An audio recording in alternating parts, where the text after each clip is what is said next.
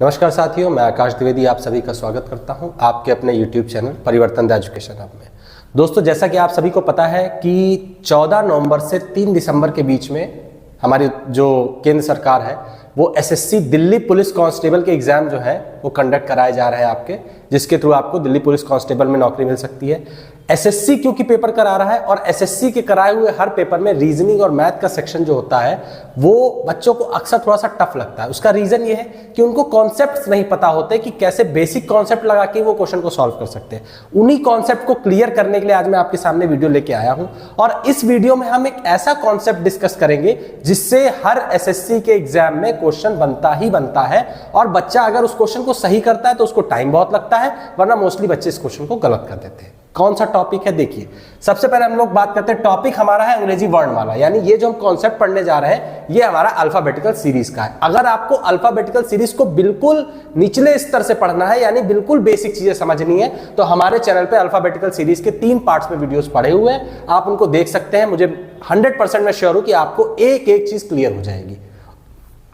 देखिए, ये कॉन्सेप्ट जो होता है जब अंग्रेजी वर्णमाला व्युत्क्रम में लिखी जाए, अक्सर पहले क्या होता था, पहले आपकी वर्णमाला नॉर्मल सीरीज में लिखी होती थी, जैसे आप एबीसीडी पढ़ते वैसे लिखी होती थी। लेकिन अब क्वेश्चन को थोड़ा सा घुमाने के लिए एसएससी क्या करता है, सीरीज को रिवर्स करके पूछ देता है, यानी कि जो ए है अब वो जेड हो जाएगा और जो जेड है वो अब ए हो जाएगा।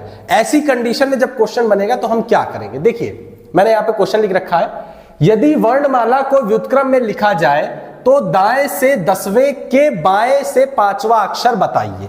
यही अगर आपका नॉर्मल सीरीज का क्वेश्चन होता तो आप फटाक से एबीसीडी लिखते और आपका आंसर अब तक आ चुका होता। लेकिन क्योंकि सीरीज व्युत्क्रम में है तो इसमें या तो आप ऐसा करो कि आप पूरी सीरीज जेड और फिर ऐसे करके करके यहां पे आप ए इस तरीके से लिखो, उसमें आपको टाइम भी ज्यादा लगेगा और प्लस आंसर के सही होने की गारंटी भी नहीं है। ठीक, तो मैं आज आपको एक शॉर्टकट तरीका बताता हूं जिससे आपका आंसर भी ऐसे करके निकल के आएगा और आपका क्वेश्चन का टाइम भी कम खर्च होगा। देखिए, जब सीरीज व्युत्क्रम में लिखी जाती है तो हमारी डायरेक्शंस जस्ट अपोजिट हो जाती। अपोजिट का मतलब जैसे यहां से दिया गया है दाएं से 10वां के बाएं 5वां, यही हमारे क्वेश्चन में दिया गया है। जैसे ही सीरीज हमारी रिवर्स होगी यानी कि व्युत्क्रम में लिखी जाएगी, तुरंत हमारी यही चीज जो दाया है वो क्या बन जाएगा, बाया बन जाएगा, और जो बाया है वो हमारा दाया बन जाएगा।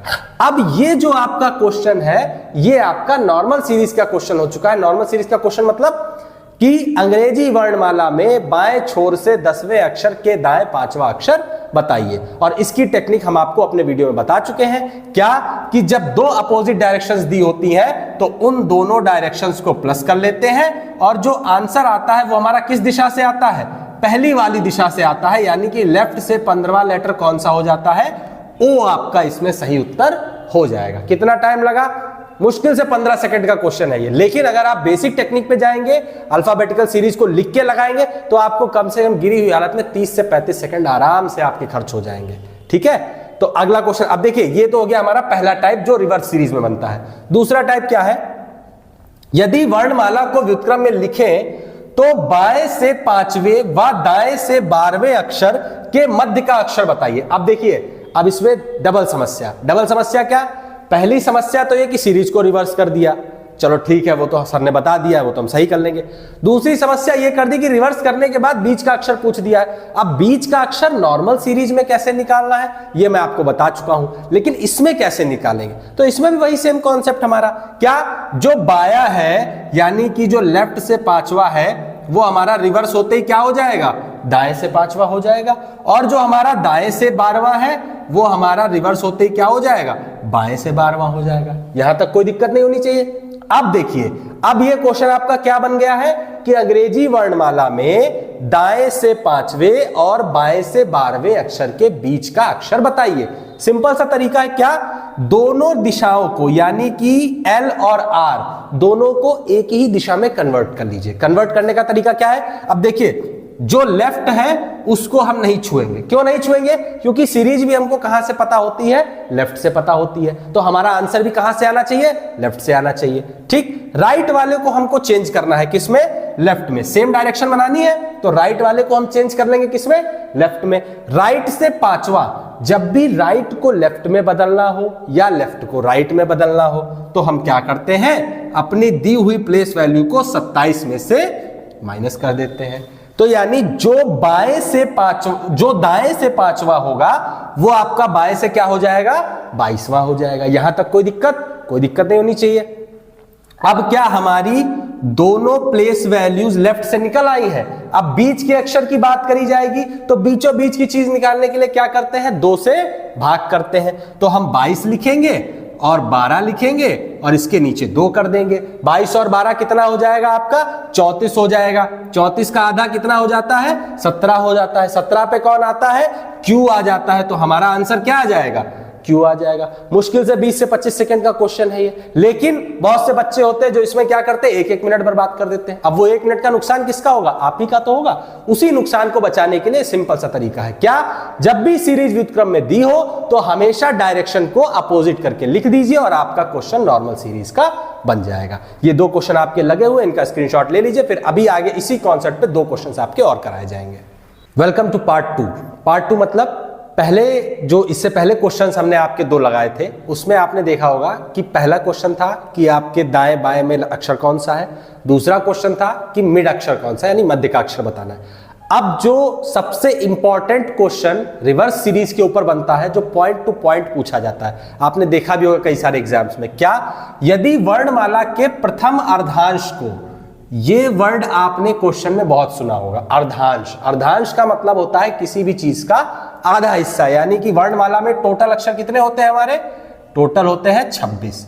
तो इसका अर्धांश की अगर हम बात करेंगे तो अर्धांश में हमारे कितने अक्षर लिए जाएंगे, 13। 13 के 2 अर्धांश होंगे। जो सबसे पहले आता है उसको बोलते हैं प्रथम अर्धांश और जो बाद में आता है उसको बोलते हैं द्वितीय अर्धांश। ठीक है, तो क्वेश्चन है कि यदि वर्णमाला के प्रथम अर्धांश को विपरीत क्रम में लिखें तो कौन से अक्षर का स्थान अपरिवर्तित होगा।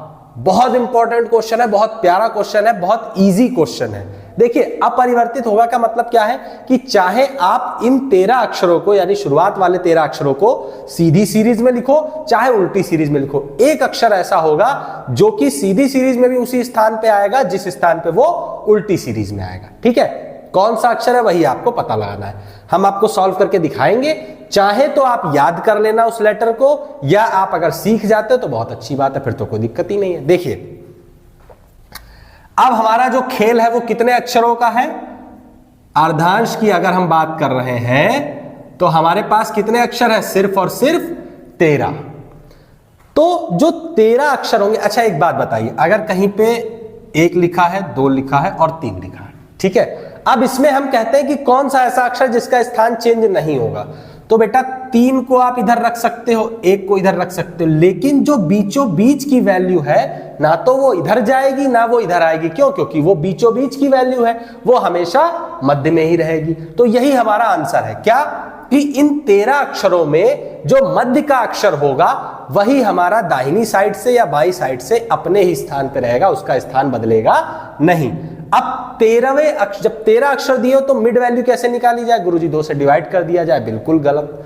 2 से डिवाइड तब किया जाता है जब 2 प्लेस वैल्यू दी हो और उनके बीच की वैल्यू पूछी जाए। यहां पे आपको टोटल 13 अक्षर दिए, यहां पे आपका रूल लगेगा माध्यिका वाला। माध्यिका वाला रूल क्या होता है, माध्यिका वाला रूल होता है कि जब भी कभी आपके नंबर ऑफ टर्म्स जो हैं वो विषम दिए हो, यानी कि 11, 13, 9, 7 इस तरीके से दिए हो, तो आपको क्या करना होता है, इसमें 1 जोड़ के 2 से भाग कर दीजिए। 13 और 1 कितना हो जाएगा, 14। 14/2 कितना होगा, 7, यानी कि 7वां अक्षर। इसको अगर हम साधारण तरीके से, गुरुजी क्या माध्यिका आदिका बता दे, चलो कोई बात नहीं, माध्यिका भूल जाओ माध्यिका।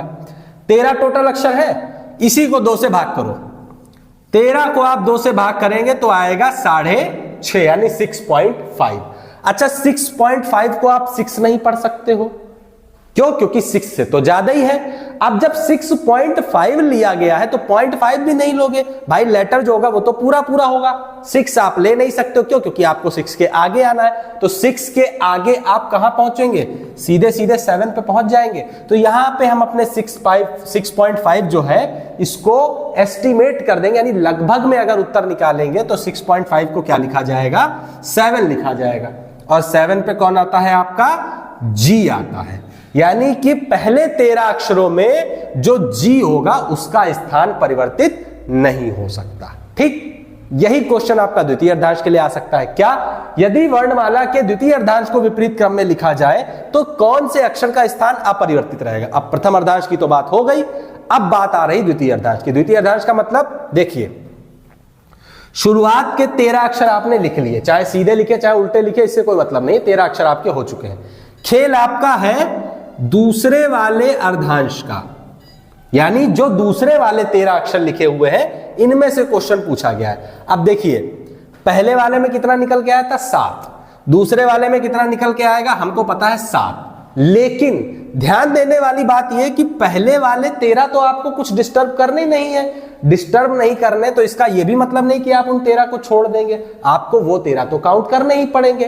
तो आपने पहले 13 काउंट कर लिए, अब जो आगे वाले 13 थे उसमें से कौन सा आंसर निकल के आ रहा है, 7 निकल के आ रहा है। तो क्या हम अपने पीछे वाले 13 जो हमारे लेटर्स है उसमें ये 7 लेटर जोड़ देंगे तो क्या 20 आंसर नहीं आ जाएगा? बिल्कुल आ जाएगा। और 20वें पे कौन आता है हमारा? टी आता है। तो द्वितीय अर्धांश में कौन सा अक्षर होगा जिसका स्थान नहीं चेंज होगा? हमारा टी हो जाएगा। कैसे होगा? स्टार्टिंग के 13 अक्षर हमने ऐसे ही रखे, जो बाद वाले 13 अक्षर थे उसमें हमने मिड वैल्यू निकाल ली। कैसे? जैसे हमने ऊपर वाले में निकाली थी, चाहे माध्यिका वाला रूल लगा लीजिए, चाहे 2 से भाग करके उसको लगभग में साबित कर दीजिए। ठीक, पहले वाले 13 प्लस 7 कितना आ गया? 20। 20 पे कौन आता है? टी। तो आपकी जो सीरीज रिवर्स करके पूछता है क्वेश्चन, एग्जामिनर जो व्युत्क्रम में सीरीज पूछता है, व्युत्क्रम सीरीज पूछने में यही जो 4 टाइप के क्वेश्चन मैंने आपको बताए हैं, ये आपके सबसे मेन क्वेश्चन है। ये लगभग हर एग्जाम में पूछे जाते हैं। बाकी अगर अब कभी भी अगर व्युत्क्रम की बात आएगी तो हमेशा एक फंडा याद रखना, क्या? डायरेक्शन को आपस में इंटरचेंज कर दीजिएगा। ठीक है, इन दोनों क्वेश्चंस की आप स्क्रीनशॉट ले सकते हैं।